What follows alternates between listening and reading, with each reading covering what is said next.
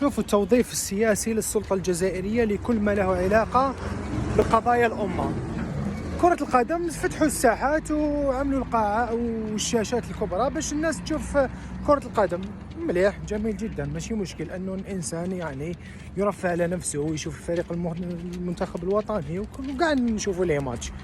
ولكن بالمقابل منع الساحات من اي تظاهرات تمس القضية الفلسطينية، بل منع المسيرات ومنع الذهاب إلى السفارة البريطانية والألمانية والأمريكية الذي هم الداعم المباشر للكيان.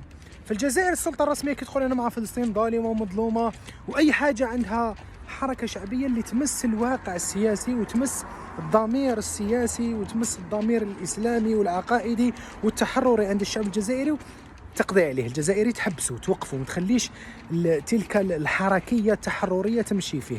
لماذا؟ لأنه يحسبون كل صيحة عليهم، بمعنى أنه إذا يشوفوا أنه هذه القضايا يكون فيها الشعارات سياسية وعندها بعد تحرري، بالمقابل مباشرة يقول لك هذا في الأهازيج وكذا حتكون علينا.